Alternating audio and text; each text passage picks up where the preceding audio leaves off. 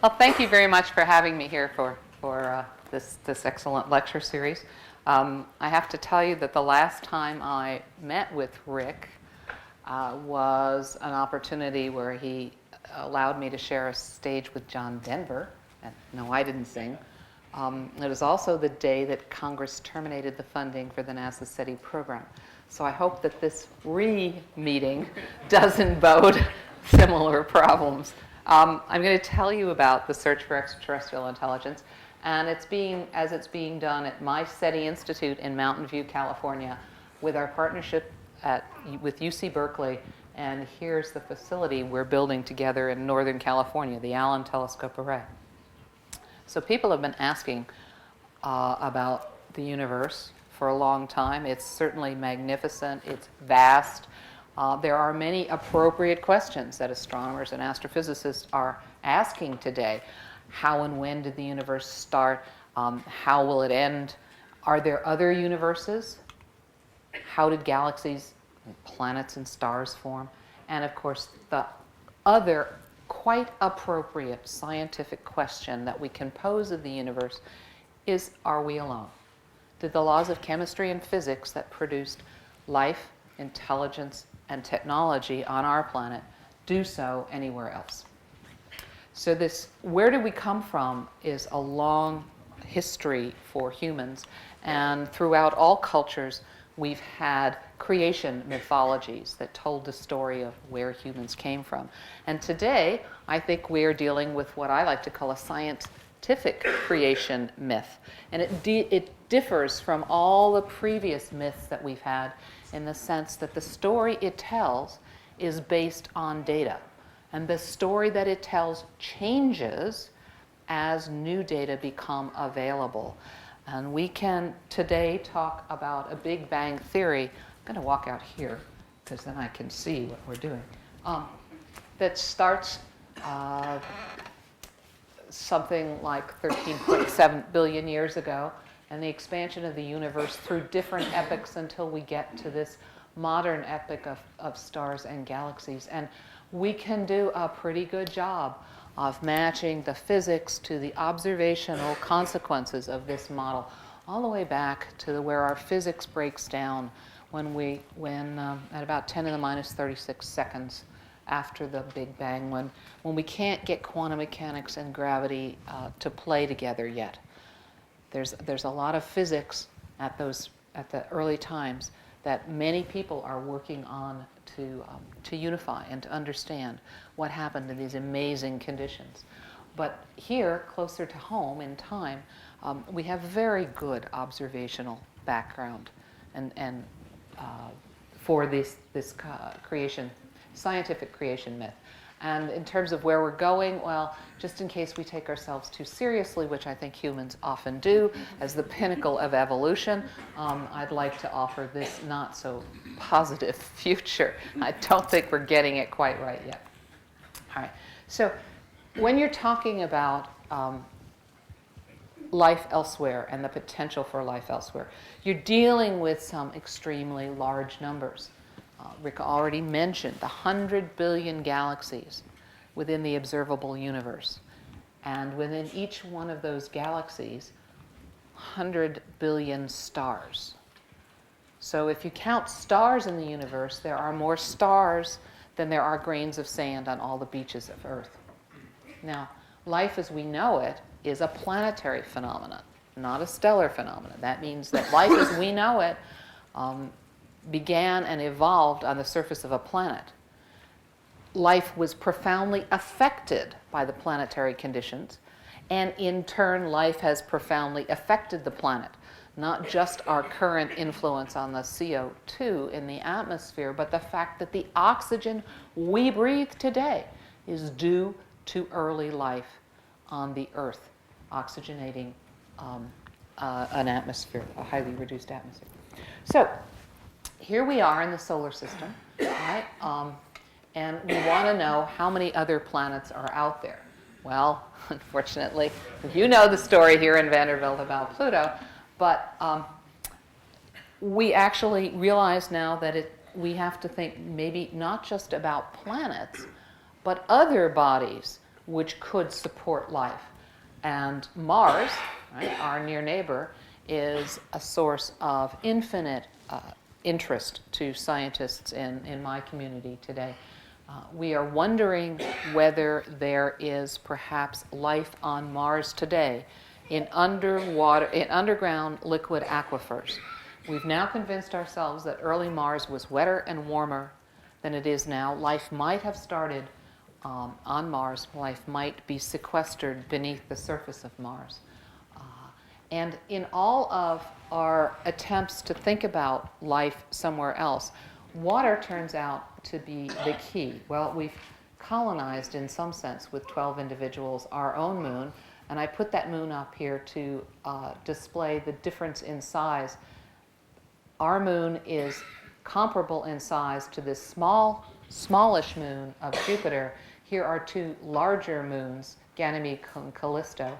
These moons of Jupiter are all frozen on their outside. We think interior there is a salty ocean. In the case of Europa, the size of our moon, we think there's twice as much liquid water under the ice as there are all the oceans on Earth. And so we're really intrigued with the possibility of liquid water and its connection to life on these bodies. And this, Enceladus, is a tiny little moon of Saturn. And who would have thought that we'd be interested in that until we went and flew a spacecraft there? And in fact, we are seeing cryovolcanoes erupting from the poles of Enceladus, and we're seeing water and organics being spewed out from the surface of this small body. So liquid water, or water, is quite abundant in our solar system, and we're eager for missions and scientific remote observations to tell us more about the potential for life within our solar system.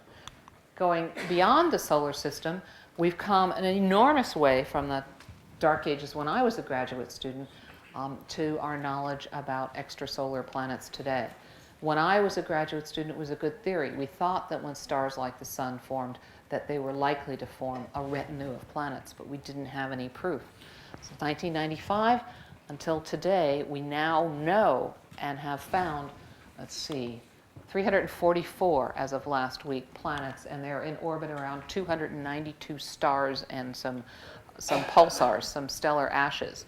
So we have systems where there are multiple planets in orbit around these stars. And back when we only knew about 156 of them, we drew these kinds of charts. So these yellow balls are the stars, and this axis is the distance away from the star where we found a planet. And these little green balls are planets, and next to them, if you had excellent eyesight, you could see the mass of the planet measured in the mass of Jupiter, because primarily the planets we have found are massive, more massive than Jupiter. They are also very close to their stars. This is 1 astronomical unit. That's how far the Earth is away from the sun. You can see how many of these planets are closer than that. Where we get multiple systems, there are planets farther out. And we are just now beginning to have enough data, because you have to collect data for the total orbital period of the planet, to know about planets out at Jupiter's distance and beyond. So today's number is 344, and these have mostly been indirect detections. That is, we have not imaged the planets in order to find them. We have a couple of different ways of measuring the fact that a planet is there. We measure the reflex motion of the planet because of the star, because it has a planet orbiting around it. The star is tugged a little tiny bit. If it happens to come towards and away from us, we can use a radial velocity technique, measuring the absorption lines in the spectrum of the star to see that motion. If it's side to side on the sky, we can figure out ways to precisely measure the centroid of the star as it's shifted. We can, in fact, also use the gravitational effect of a massive body to detect A, a star, and B, its planet that we never see. We can, in fact, if this is visible from the back, here's an observatory, here's a distant star that we're observing. it might be that there's a star and a planet in the foreground that's going to pass along our line of sight. And as the star comes closer to the direction of the line of sight, the image of the background star splits. So we never see this guy in the foreground, but we detect its gravitational effects by the fact that the image of the background star splits and the total intensity from that background star begins to rise. And if it's only a star, we get a rise and then a fall as the star is perfectly aligned. You get a maximum, and then as it goes past the direction, the intensity falls again. So if it were just a star, you'd have this slow weekly to monthly cadence of a distant star brightening and dimming. And we've been able to see unseen bodies because they do this to distant stars. Now, if things are just right, and there's a planet around that star, and you just get lucky, then occasionally you'll see these very sharp jumps in intensity where the planet just aligns correctly. And those are our kind of timescales, and we've now set up networks of optical telescopes that can automatically, once you begin to detect the rise of a light curve, can automatically track it around the world day and night and look for these short timescales. So we found a few planets now with gravitational lensing, although we've never seen them. And lastly, there's a method of transit. If it works out and the geometry is just right, so that the planet orbiting its star passes in front of the star, between the star and our telescope, then that planet will block a little bit of the light from the star. If it were a Jupiter passing in front of a star like the Sun, it would block about 1% of the light. If it were an Earth-sized planet going in front of a star like the Sun, it would block about a part in 100,000 rather than a part in 100, part in 100,000 of the light. And we are now developing instruments that are sensitive enough to look for these transits and detect planets that way. So what's really wonderful about the field of astrobiology, which has been developing over the past 2 decades, are these exoplanets and extremophiles. They really are changing the game. Now that we know that planets out there exist, students and scientists are much more excited about studying them and the possibilities for life elsewhere. So I said most of our detections have been indirect, but recently in the last year, we've actually published the direct detection, the images of 2 planets around nearby stars.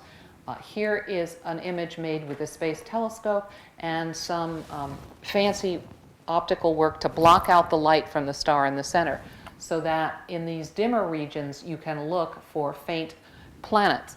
And here, this little area here has been blown up, and around Fomalhaut, you can see Fomalhaut B in 2004, and then you can see how it moved in its orbit in 2006. So this is a direct measurement of a planet. It's very far from its star, and it's a big planet, but still we've been able to see it. This is another planet detection, and in fact there are 1, 2, 3 planets around that star. That star looks like a jumble of little dots. We call them speckles. It's a way of taking fast enough images of the star so that you can get rid of the distortions that the atmosphere imposes, and you actually get a chance to see these small planets. So that's 2. And then last week we had the announcement of the detection of the smallest planet yet detected. Most of them are massive, but this little guy, E, around this small dwarf star, Gliese 581, is only twice the size of Earth. And there are 3 other planets in this system, and we now have recalculated their orbits, and this guy has just come into what we call the habitable zone. That is the distance. I mean, it's always been there. We just, without knowing that the 4th planet was there when we calculated the distance of the first 3, we were slightly wrong. So D is in fact in the habitable zone. The distance, the region around a star where you might expect the temperatures on the planet to be capable of supporting liquid water. So here, by comparison, is our sun. Here's our planetary planets. and here's Gliese 581, a much smaller star, and these planets are all inward of these. So we've now found a planet close to Earth-sized mass, and we now have a planet in a habitable zone around an M-dwarf star. They just don't happen to be the same planet. But this is last week, and this is fresh, and this is, at least for me, really exciting. So what are we going to do about finding Earths? Well, the Kepler spacecraft launched in early March. That's something that will look for transits. It will study 100,000 stars. It's going to stare at them with a fabulous array of sensitive CCD detectors. It's going to stare at those 100,000 stars without blinking for 3.5 years. And it's going to record every time one of those stars dims. It's going to remember that. If it dims again, it's going to say, oh, that might be a transit. That might be the period of a planet. So I'll predict I'll get a third dimming 1 period later. And so Kepler will be able to find things as small as the Earth. It will find thousands of Jupiter mass and larger planets. We hope that it will, within the next couple of years, tell us about a dozen. We were expecting maybe a dozen Earth-sized planets, and that will be enough to tell us how frequently an Earth-sized planet exists around a star that's an F star or a G star or a little M dwarf star. And then we'll know how to build the next missions to actually go looking around nearby stars for those kinds of planets. So right now, this is the story. Good planets are hard to find. We know about one. We think it's one among billions, but I can't prove it to you yet. And I'm hoping within the next decade that we will have the data on good planets like the Earth. And once we begin to find those, then if you're interested in life, you have to say, well, how close to the Earth does it have to be life-supporting? And now there are two schools of thought. One, rare Earth. There's not going to be much life anywhere else because the conditions on Earth were so special that they're not likely to be met anywhere else. Or if there is life elsewhere, it's just going to be microbial. You're never going to get complex organisms, animals like us. That's one school of thought. And the other school of thought is, well, life is everywhere. I mean, get over it. We're not special. It's likely that there is macroscopic, intelligent, technologically using life elsewhere. We don't know the answer to those questions, and that's what astrobiology is all about. The extremophiles are the other game changers since I left graduate school. I was taught that life has to exist in a very narrow range of conditions. The temperatures had to be between the boiling and freezing points of water. It had to be neutral. The pH had to be around 7. We couldn't have a lot of radioactivity, couldn't have a lot of UV, no salt. You had to have a lot of water. And above all, you had to have sunlight. Well, all of this is out the door. Here are some cyclochromes. They live in ice. They've got antifreeze instead of blood. They're perfectly happy in ice. And they're not just microbial. Here's an ice worm. It lives on the coal seeps at the bottom of the Baja Peninsula. So ice-loving creatures, right? Here, I think, are the most extreme of these craft forms. These are my colleagues who are crazy enough to cut through the permanent ice in an Antarctic lake and dive beneath it in order to study the life below. Here's life that lives in the other extreme. It was discovered thriving at 121 centigrade, 21 centigrade above the boiling point of water. It actually thrives up to 130 centigrade. Here's stuff, radiodurans. It lives in the cooling waters of nuclear reactors. It gets 1 million times the radiation dose that would kill us. It's happy. It likes it there. It's got a triply redundant DNA structure and a repair mechanism for that DNA. If we could learn its DNA repair tricks, we would be well on the way to a lot of cures for a lot of diseases. So amazing. Extremophiles are amazing. Here's one that lives in pure salt crystals. Here's another one. This is rock from the valley walls of those dry valleys in Antarctica. And this cryptoanalytic lichen has actually crawled inside the rock and is leaching out the nutrients and being protected from the elements inside the rock. Here, the bottom of the ocean, no sunlight, huge temperatures, enormous pressures. The ocean is cracking apart, and the magma from underneath the crust of the ocean is welling up. And absolutely, life can't exist there, but it does. It flourishes, and it's macroscopic. There's a whole colony, there's a whole ecosystem there that we never dreamed of. And so this probably tells us that the habitable real estate out there in the galaxy is a lot more extensive than we once thought. So SETI is part of astrobiology. It fits under the umbrella of astrobiology. And I like to say, if you really want me to defend that we're looking for habitable planets by trying to detect the actions of the inhabitants of those planets. So we could find life elsewhere before anyone else did because we find their technology. So how in the world do you look for ET? Well, you can go to the movies, all right? Hollywood absolutely adores this subject, and mostly they get it wrong. Of course, Carl Sagan in Contact got it mostly right. As good as it was, however, there were some problems. No one wears headphones.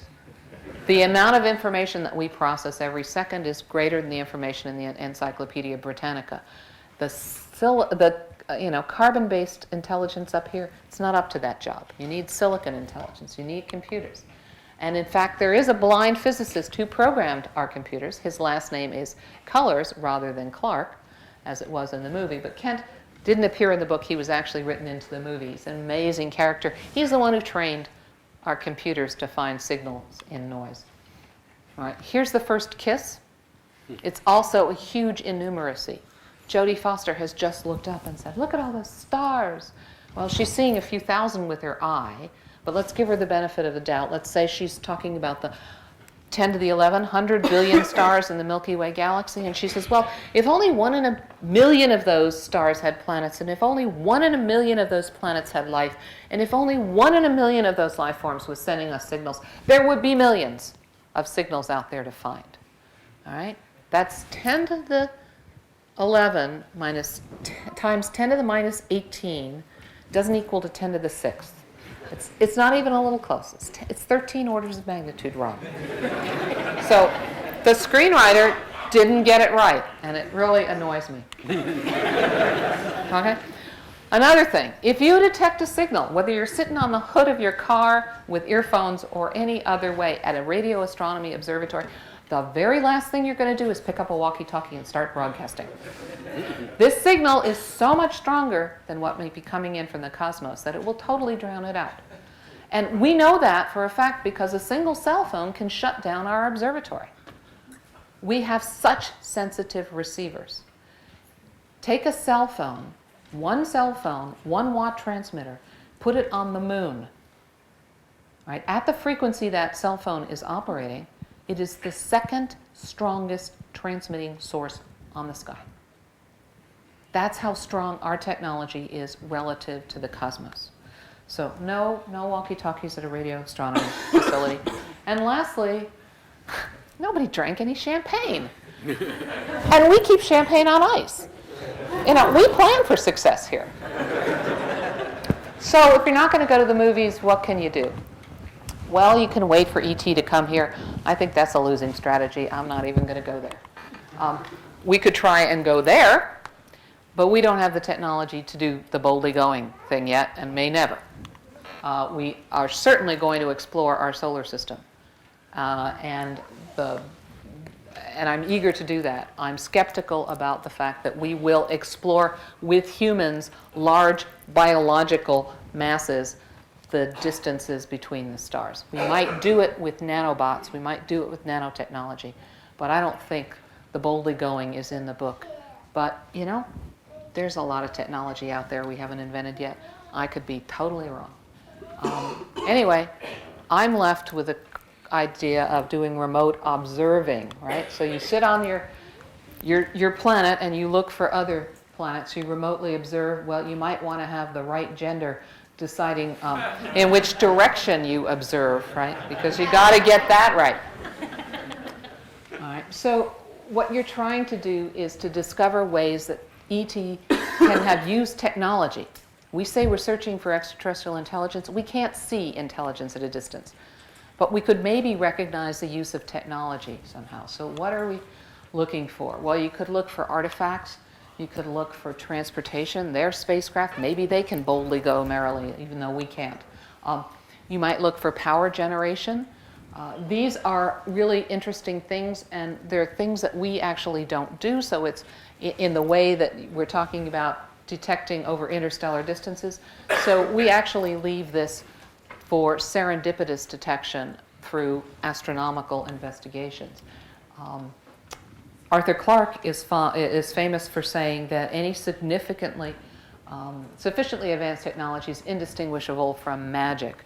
So it's hard to build a specialized program to observe systematically for magic, right? What we'll do is we'll observe the universe with any kind of telescope, any kind of tools, any way we can. And if something shows up, we'll keep in the back of our minds, oh, gee, that's either some new physics or maybe it's somebody else's astroengineering. So we want to keep that in mind. So we don't try and predict the magic. We just try and do astronomy in every way we can. And there is actually a connection with Seyfert here, because Arthur Clarke was fond of calling Seyfert galaxies, which have had these enormous explosions at their cores, the industrial accidents of the universe, right? I said galaxy. Industrial accidents of the universe. He was thinking that maybe some factory blew up. So we're going to leave those for astronomical observations. And so what do? We go looking for signals. That's something that we generate all the time. And there are two types of signals. Deliberate signals intended for us to find, or leakage signals, just the result of something that they're doing. And those signals need to travel over huge distances. So what are we going to go looking for? What's the carrier of the message in the signal? You could think about sending smoke signals, or a message in a bottle, or throwing a rock with a message, or broadcasting a signal. That doesn't work. That doesn't work. That actually could, if time was not an issue. But these broadcast signals make the most sense. The signals need to go where you send them, so you shouldn't use any kind of charged particles because the magnetic field of the galaxy will bend them somewhere else. They need to be easy to transmit and receive, and therefore something like gravity waves or neutrinos, at least for us, they're not in the easy category, so that's not what we're looking for. They need to have, you want to have a minimum energy cost per bit for the transmitter, for bit of information. That just makes some financial sense in whatever they use as a financial currency. So electromagnetic radiation of all frequencies, that's what we think is the best carrier. So it's light, all different wavelengths. And when we look at the universe, we're used to looking at pictures that are taken in the optical, in wavelengths that your eye can sense. And we're used to seeing things like this. But in fact, that object emits at all frequencies, from the shortest gamma rays to X-rays to extreme ultraviolet. Here's the little piece of the spectrum that your eye can sense, the optical, down into the infrared and the very long radio wavelengths. This object emits at all of those, and when we look at it in different frequencies, we learn different physics. Basically, the different wavelengths tell us about processes that are different temperatures. The high energy, short wavelength radiation tells us about hot stuff. The radio tells us about cold stuff. In the infrared, in the middle is warm. So we learn a lot of different physics by looking at different wavelengths. And by having studied the universe and understanding what astrophysics can do in terms of producing signals, we in fact can define classes of signals that are technological, are engineered, are unlike nature. So I think your eye can pick out two features here. This is frequency, this is time, frequency horizontal, time vertical, and these are two spacecraft in orbit around Mars, and they have a transmitter on board, and that transmitter is moving because the spacecraft's in orbit, and we can certainly distinguish the transmitter signal, artificial, from the background noise coming from the planet. So we're getting pretty good at looking at those kinds of engineered things.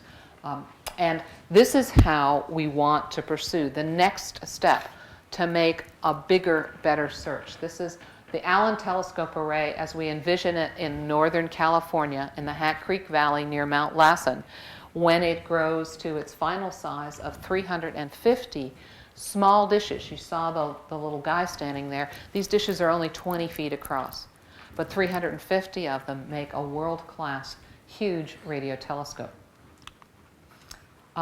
And we're building the large telescope out of small pieces. We think that's the future of radio astronomy. As I said before, it's a partnership with the University of California at Berkeley. And so today, we don't have 350 of these dishes working. We have 42. And my job is to raise the funding for the next 308 and get them on the air, because all it takes is money. And they're really strange-looking things, right? My CEO at the SETI Institute calls this the Mr. Potato Head telescope.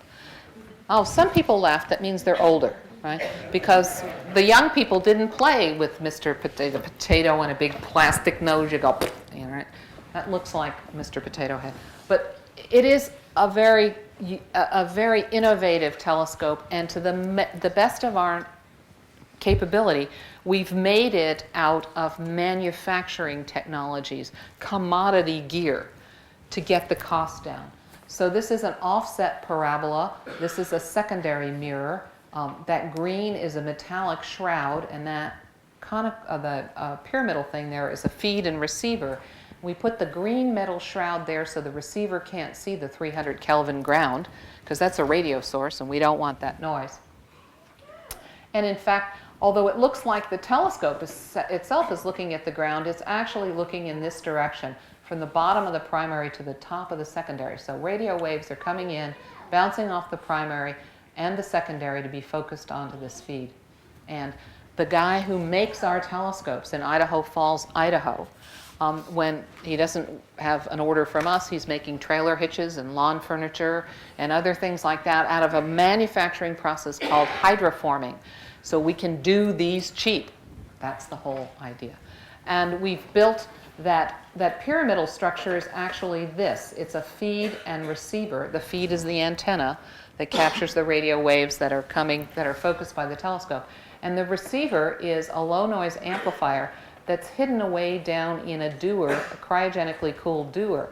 It starts with these tiny little mimic circuits, microwave monolithic integrated circuits that can amplify radio waves over a huge range of frequencies. In fact, this telescope operates from 0.5 gigahertz, 500 megahertz, to 11 gigahertz. It's a 22-to-1 range of frequencies to which we are sensitive all the time.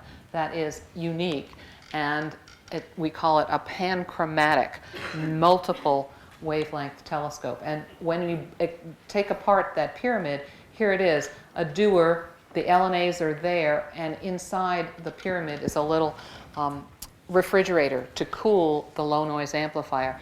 And this refrigerator comes from the telecom industries. They use it to cool superconducting filters on cell phone base stations. So again, another commodity piece of technology that we're using. This is some more technology from the telecom industry. This is an amplifier that sits at the back of that receiver system. So we get the low noise amplifier to do some amplification, and then this is the next stage of amplification, and it's based on optical diodes. That you can see the optical fiber cables there. These are diodes that the phone company uses to send digital signals around the world. We actually use them to carry analog signals from the telescope. All of that bandwidth, which we can't afford to digitize, comes via these optical fibers and the transmitters from the phone company into a processing room at the observatory, where they are then digitized at a rate we can afford. We have 4 different frequency bands simultaneously, each 100 megahertz dual polarization. And once you turn this stuff into digital signals, then you can ride Moore's law. You can plan on your digital technology getting faster every year until, of course, Moore's law runs into a brick wall. But that's still 15 years out, and every year for the last few years it's been 15 years out. So the brick wall seems to be receding in the future, and we're still benefiting from faster technologies. Now, when you build a telescope out of small pieces, a large telescope out of small pieces, it has a really fabulous benefit. Right? That's our nearest galaxy neighbor, our large galaxy, Andromeda. It takes up a huge part of the sky. Here's the moon. For comparison, the moon's 1/2 degree across and Andromeda's 2.5 degrees across. Big object on the sky. If I use the telescope in Puerto Rico, the world's largest one, you know, the one under which the first kiss took place in contact, that's how much of the sky I see at one time. So if I want to make, and recently they've put a focal plane array of 7 elements on the telescope. So that's how much of the sky I can see at one time with Arecibo. If I want to take and make a radio map of that galaxy, think how many times I have to point the Arecibo telescope to cover that whole galaxy. But now if I make an array of small telescopes with a lot of collecting area, because there are a lot of them, my field of view is suddenly that, with a 20-foot dish rather than a 1,000-foot dish. Right? So I can map large areas of the sky at one time. And that's what my radio astronomy colleagues are doing. If I hadn't gotten tired of drawing squares, you would have said, see, there's 20,000 pixels in that field of view. And in each pixel, there's 1,000 frequency channels to give us spectral information. That's the kind of instantaneous snapshot that we can make on the sky because with 350 telescopes, you've got 61,000 some odd baselines. You can make this picture instantaneously. You don't have to do aperture synthesis and let the Earth rotate to change your baselines. You don't have to take your telescopes and move them from this baseline configuration to another baseline. We got all the baselines covered. It's fully all spatial scales are sampled, and then so we can make a wide angle camera and do it as a snapshot. All right, the fidelity, the quality of the image we can make depends on how we space the telescopes out on the ground. And so here are the 350 measles, right?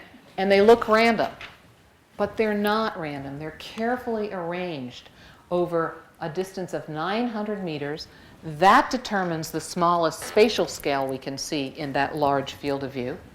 And we've arranged them so if you consider the vector between any pair of telescopes, any 2 telescopes, we've arranged those vectors so that they are uniform in azimuth. There are as many vectors pointing northeast, south, and west as there are any other direction. So we cover all angles on the sky. And then the length of the baselines, we've carefully crafted so that as close as we can, we make them look like a Gaussian. And the reason is because the Fourier transform of a Gaussian is a Gaussian, and that means that when you look at the sky, you have a beautiful, smooth Gaussian beam. Now, when you have only 42 telescopes on the sky, your beam looks a little ratty. 98 looks better. 206 looks better. It's perfectly, uniformly sampled and smooth and uniform with 350 telescopes. So if I were an optical astronomer, I would tell you that that is a point spread function to die for. Really good, high-quality snapshot images from this camera. All right, so that's our snapshot. Here's the other trick. My radio astronomers want to make a map of that galaxy. They want to know where the hydrogen gas is in it. I want to look at target stars that are in our own galaxy that are likely to support planets in the habitable zone and maybe have technologies. So I've got a huge catalog of stars, and wherever the radio astronomers point the telescope, I can use some other electronics at the back end of the telescope. And while the astronomers are making their map with a spectral imaging correlator, I use a beamformer to pick out individual pixels on the sky. Here I'm showing 4 at a time. I can do 4 at a time at one frequency. I've got 4 frequencies of which I control 2, so I can do at least 8 beams at a time. It means I can look at 8 different stars at a time. That's a factor of 8 speed up in my searching. So that's what I do. I pick out those individual targets. And here's the back-end electronics, and we're not going to go through it because I'm running behind.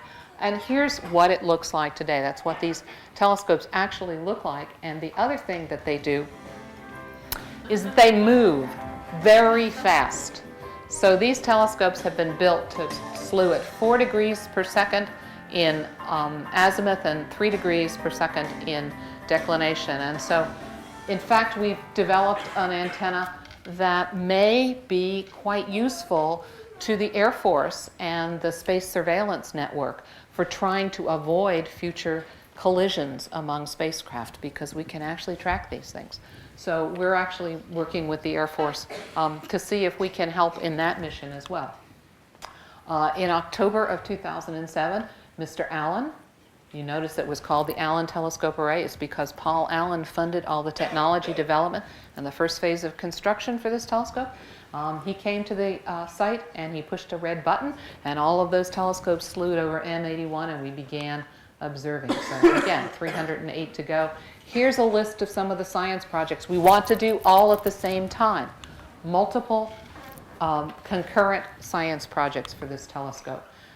Here is the first radio image that we actually made, and here are all the folks involved in the team. And that's made at the frequency of the hydrogen, neutral hydrogen atom. So this tells us where, this is M31, this is Andromeda, that galaxy I've been showing you, where in the optical, the brightest feature is the nucleus, right? And then you see rings of stars forming around in the arms. Here you don't see anything in the nucleus because all the hydrogen there is ionized. We're looking for neutral hydrogen. These colors indicate the velocity of the hydrogen, and you can actually see the rotation of gas and dust around the spiral galaxy by looking at those different velocity channels. So I've got an enormous haystack to search. The cosmic haystack looking for signals is at least 9-dimensional. There are 3 spatial dimensions, a time dimension, 2 senses of polarization for electromagnetic radiation. I don't know what frequency to look at. I don't know what modulation scheme that the information might be encoded in, and that really makes it hard to make a match filter detector. I don't know how much sensitivity I need because I don't know how far away the transmitter is and how powerful it is. So I've got 9 dimensions to contend with. This is not an easy search, and we have to do it in the presence of astronomical sources. It's not as if the sky were blank. There's a lot of interesting stuff going on. So what I've plotted here is frequency, right? Low frequency, long wavelength, high frequency, short wavelength. And there are about 14 orders of magnitude over which we observe the universe.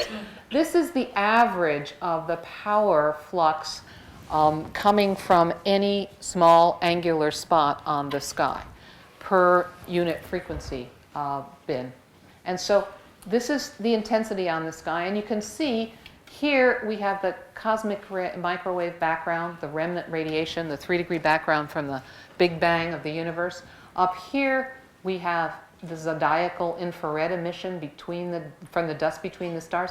This curve here is the small region of the spectrum that's visible light, EUV, X-ray, gamma ray backgrounds, and down here the radio background. And you shouldn't be surprised that we started SETI at the microwave radio portion of the spectrum because the background that we're looking against is lower there.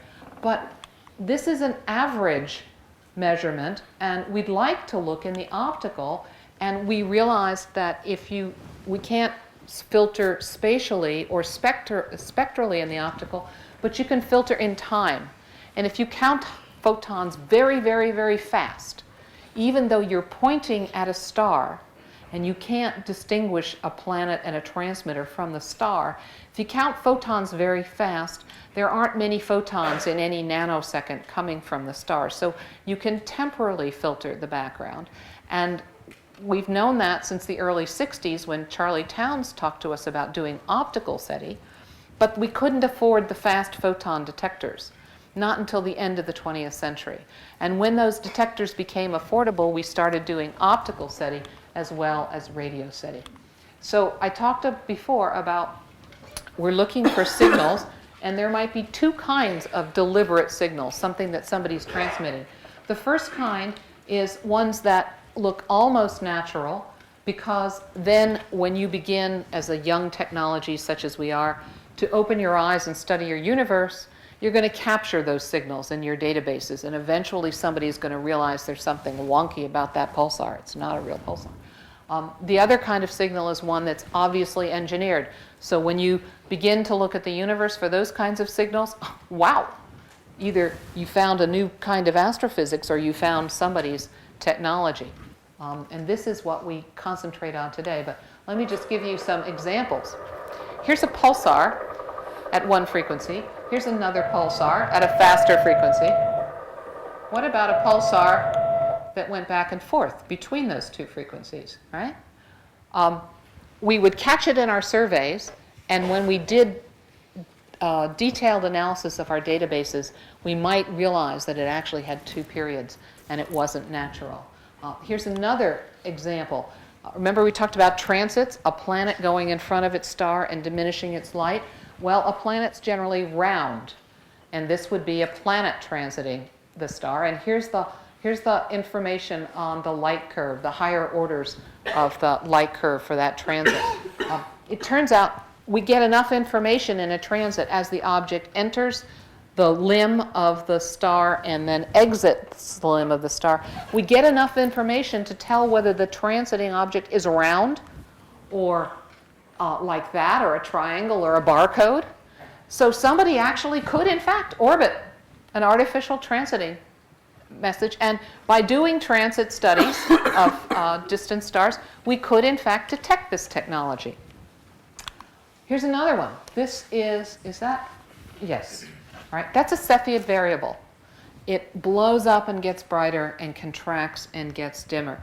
Very regular period. It's been suggested that an advanced technology could figure out a way to advance the phase of the next maximum.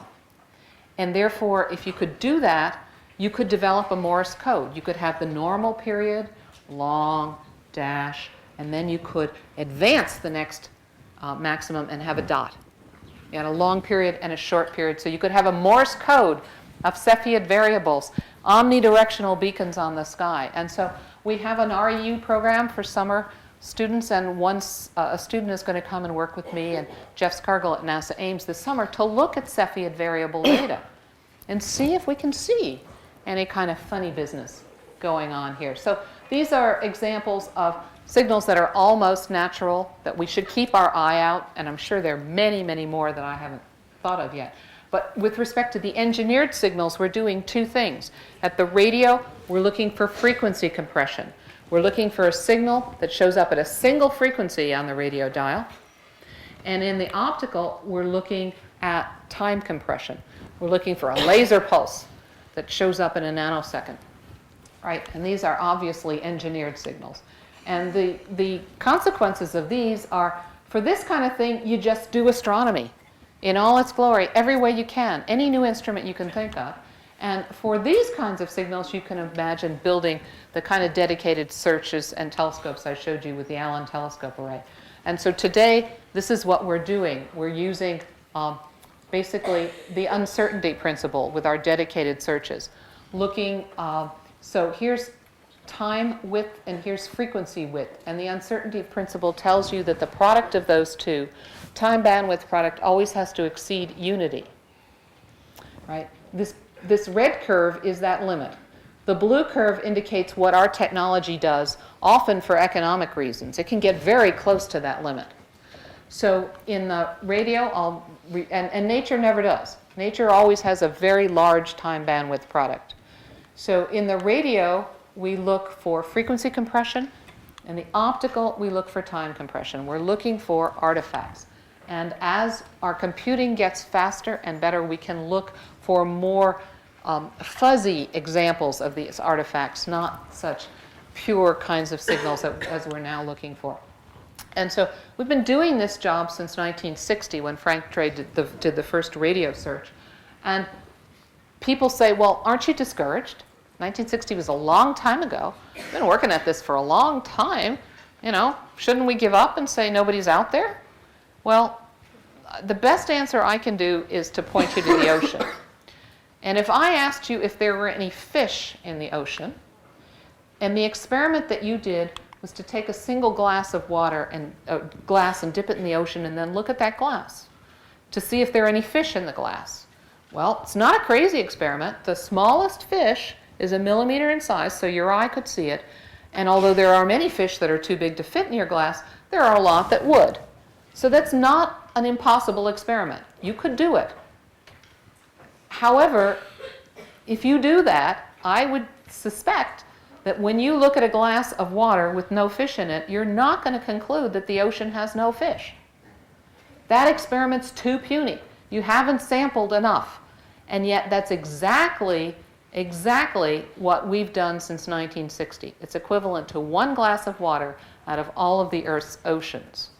And so what we need to do is build bigger glasses and dip them in much faster, and that's what the Allen Telescope Array is all about. And we do our signal processing in near real time so that when we find signals, as we always do, because we're looking for technology, and guess what? We are a technology. We've got microwave ovens and satellites and garage door openers and collision avoidance radars and every other thing. We have to be able to know about the signal and do some tests, some follow-up in real time to discriminate. So I've already shown you this, but here is the way, this is the radio map that I've already shown you, and our commensal observing.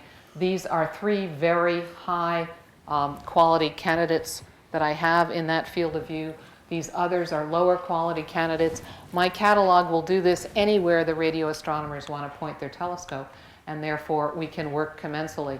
And our first actual observation was not of the M31 region, but M81 and M82, these 2 galaxies here.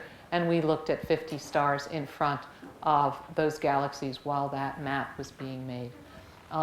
We are limited in our sensitivity because we have only 42 telescopes versus 308. But in fact, we know that the instrument is working extremely well. And we do that by using NASA spacecraft as our fiducials on the sky.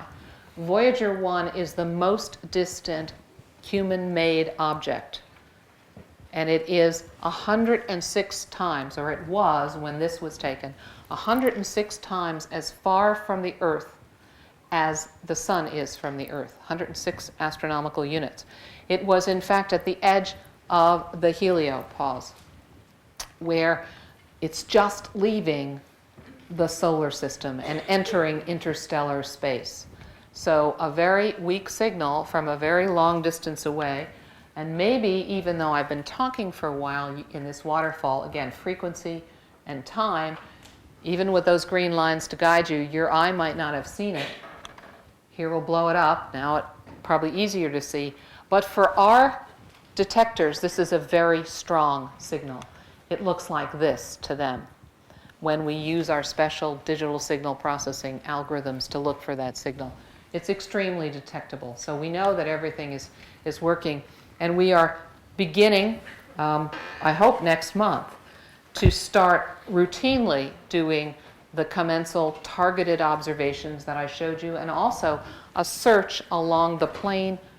This is the Milky Way Galaxy, looking down the plane towards the center. In that particular direction, if you go 20 square degrees, so plus and minus 1 degree above the plane, and from -4 to +6, that 10 degrees along the plane, there are somewhere between 4 billion and 10 billion stars along your line of sight. Now again, it's like Kepler, those stars are mostly very far away, so if you scan that entire region, you're really looking for very strong transmitters, maybe 20,000 times as strong as the strongest transmitter that we can project today. But in fact, it's an experiment that's never been done, and one that we're eager to start.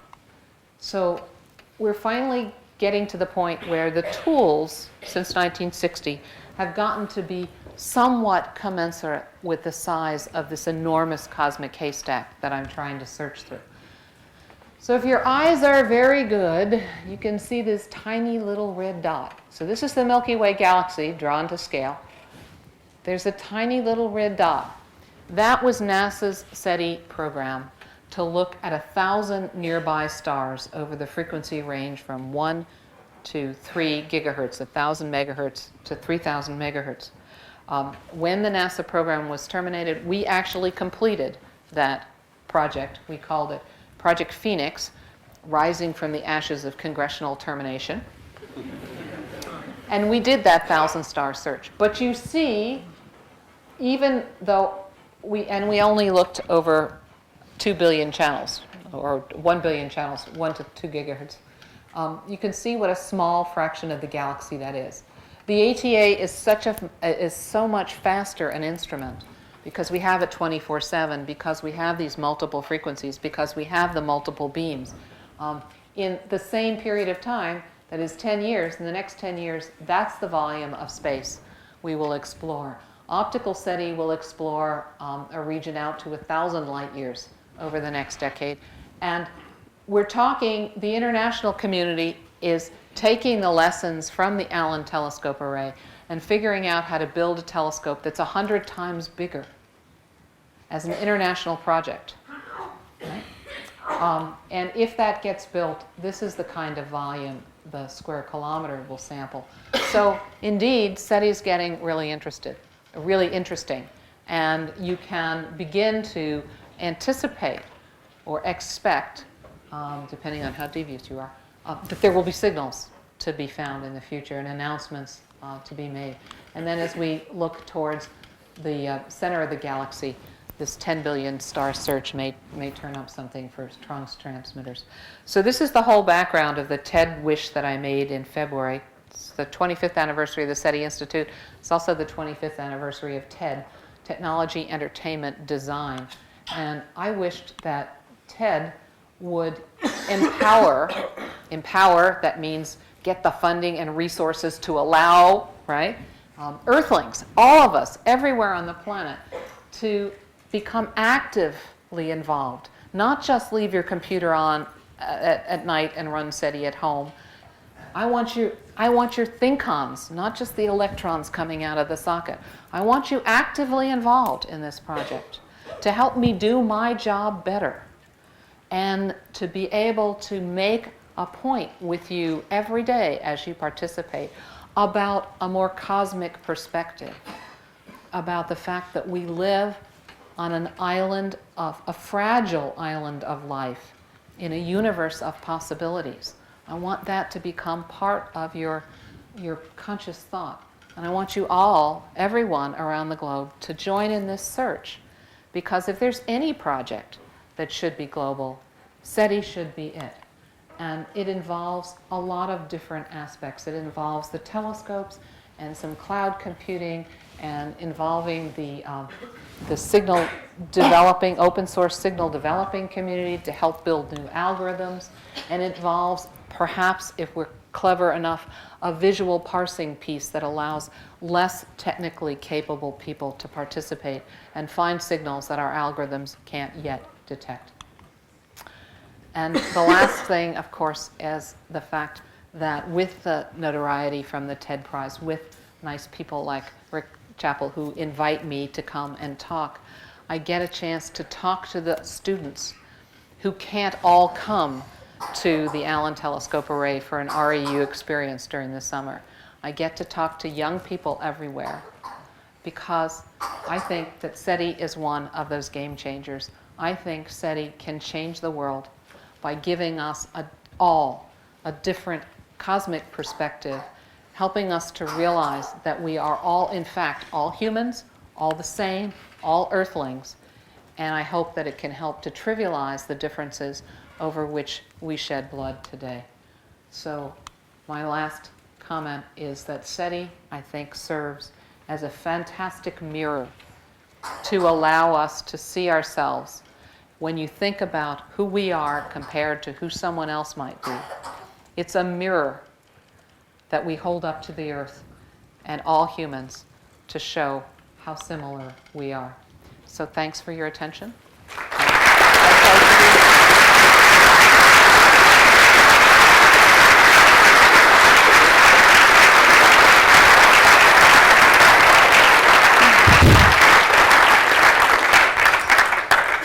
So I'm good for questions if you're willing to stay around. Yes? Imagine a civilization just like ours, a planet far away, and they have their 347 other telescopes, and they are aimed towards the Earth. How far would they have to be in order to be able to detect our signal? Right. You gave the good scenario, where someone is using technology that's equivalent to us, deliberately beaming a signal at the Earth. We could detect the Arecibo planetary radar transmitter if it were beamed in our direction from halfway to the center of the galaxy. All right? Many, tens of thousands of light years. Now, the bad news is, if we're just talking about leakage radiation, our television and radio transmitters that are on all the time and leaking away, there's so little power in those that we could only detect that to the distance of the nearest star, 4 light years.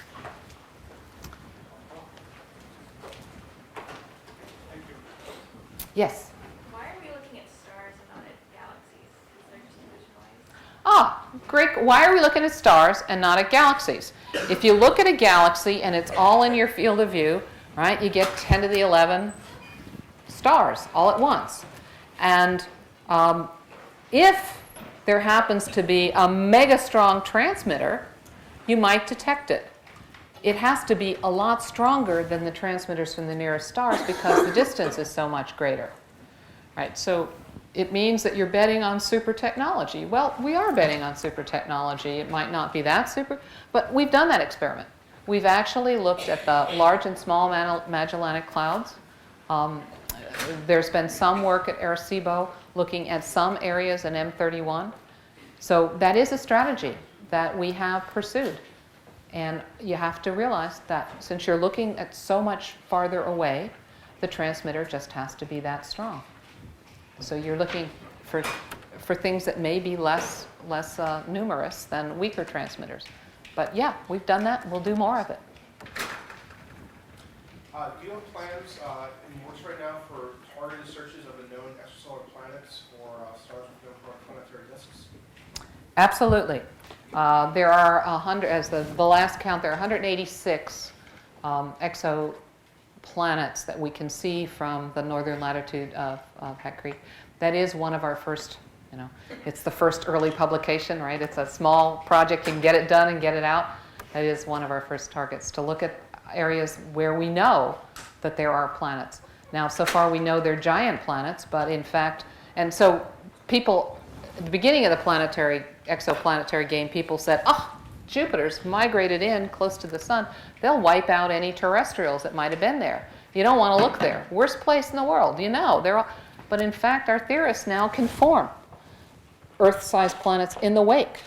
And there are migrations that don't disrupt pre-existing Earths. So we're back on, exoplanets are back on, and we're going to try that game soon.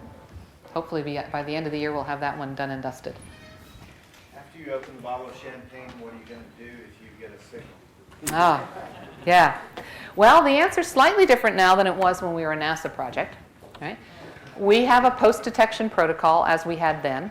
However, our post-detection protocol does not specify who tells what administrative assistant in NASA and which AA gets to tell the congressional funding committees and who gets to inform the administration before the scientists get out of the door.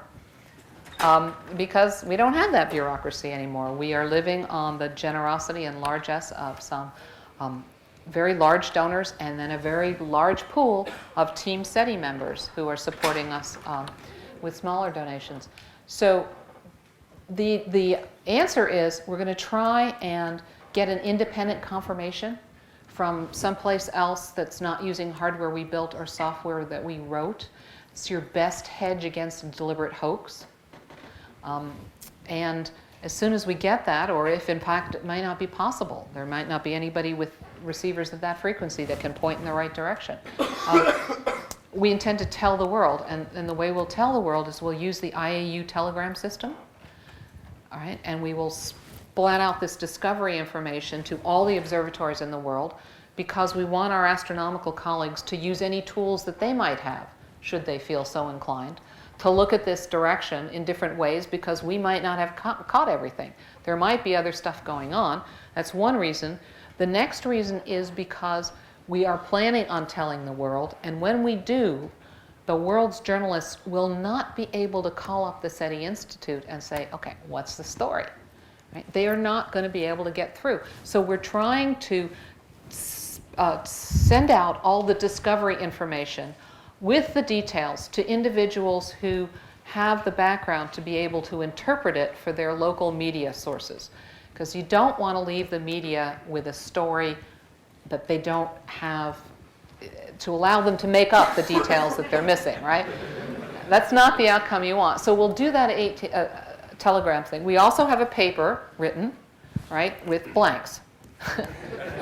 So we'll fill in the blanks, right, and we'll send that off for publication. And then we'll make a couple of discrete phone calls to some very large, generous donors. And then we'll hold a press conference. And we got to be very careful with the press conference because we want to be absolutely sure. And this is, I say we, I'm talking about the SETI Institute, but anybody doing SETI has similar plans. Because you want anybody, any institution, anywhere that was involved in this discovery, you want them to get credit. Because this is a pretty big deal, right? So we'll tell the world, because the information isn't coming to the SETI Institute. It's not coming to California. It's coming to the planet. And everybody deserves to know. Are you going to send a signal back? No. Okay.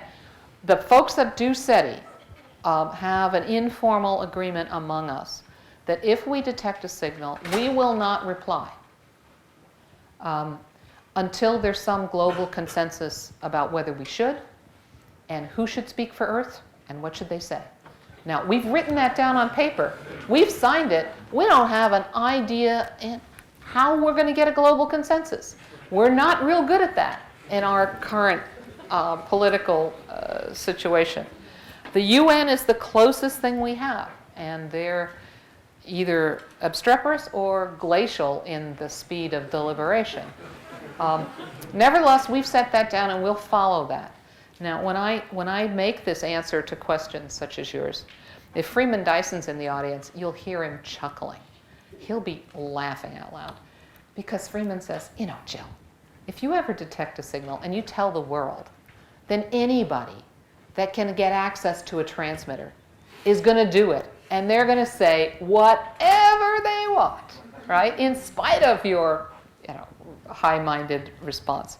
And then he kind of has a twinkle in his eye and he says, yeah, and that great cacophony might be about the best characterization of 21st century Earth that we could make. So, but no, officially the SETI Institute is not going to reply till we figure out whether we should.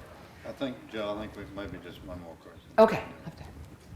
Have you had any near misses? Have you seen anything that sometime you thought was a signal? And how did you react? Yeah, actually, we've had a few, not a lot. We have had a few, and one spectacular one that lasted for hours. And the folks at Mountain View were staying up late to figure out what was going on. Actually, we figured it out in West Virginia, and we forgot to call them. All right, so we got fooled. We detect signals all the time, and our big challenge is to discriminate between our technology and somebody else's. So on this occasion, we detected a kind of a picket fence of narrowband transmitters with a consistent spacing between the frequencies. And at that time, we were using a protocol. We were using the National Radio Observatory telescope in Green Bank, West Virginia.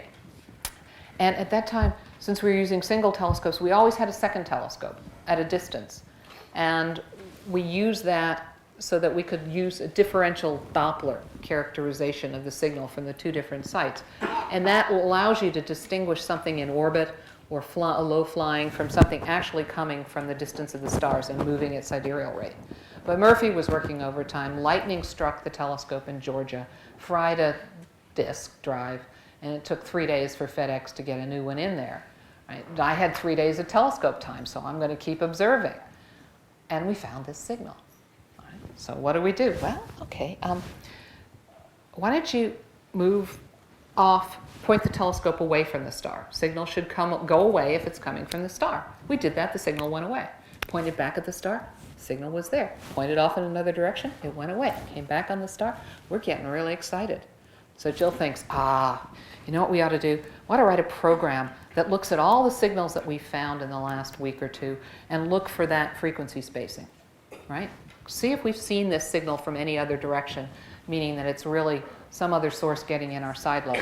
So I wrote that program and actually compiled the first time. I ran it It gave me results. I then was so bloody excited, I misread the results.